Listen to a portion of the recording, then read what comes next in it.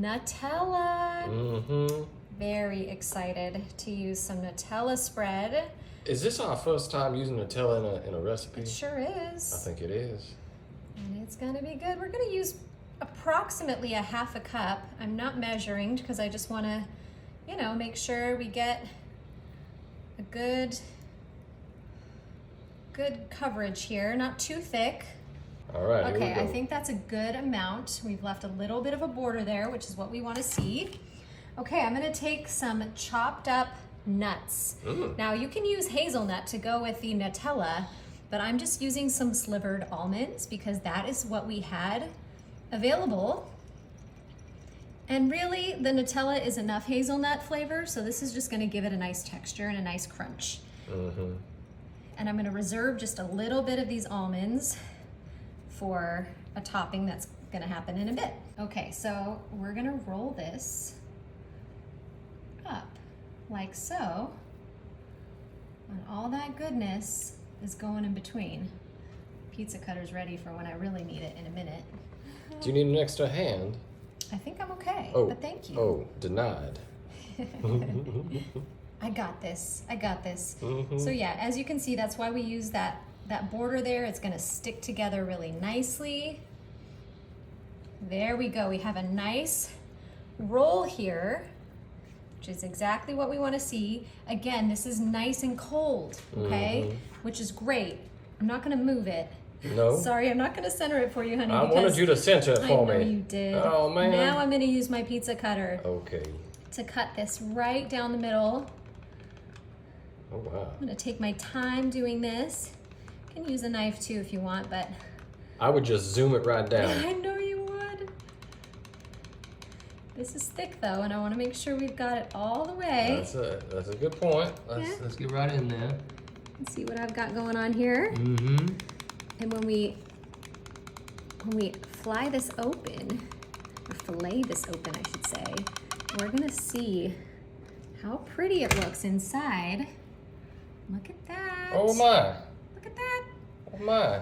Yeah, so we're gonna just open this so this pretty Nutella inside is exposed.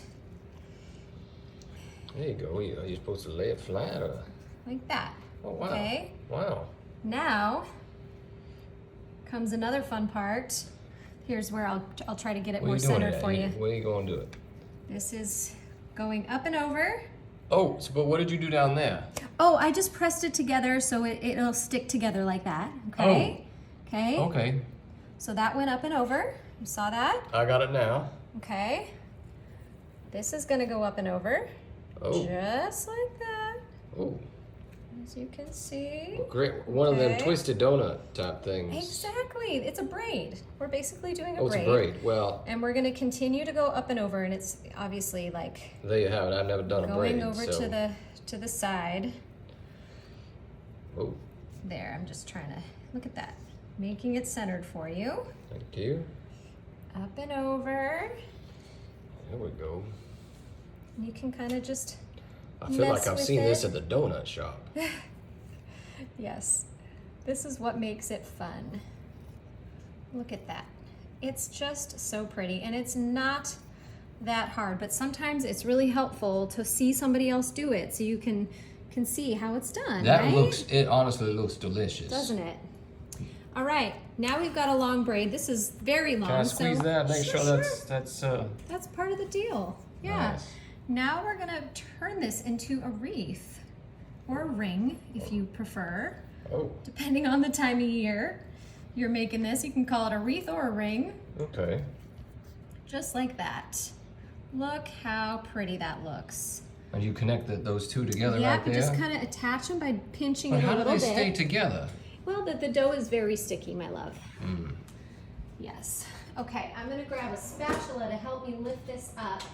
Maybe even 2 spatulas. I'll bring it to you. Oh, thanks. I'm here to help. You are, and I'll probably need to fix this a little bit again as we put it on our baking sheet. Yep, I'm gonna have to fix it as we put it on the baking sheet, and that is a-okay. Here, lift it up.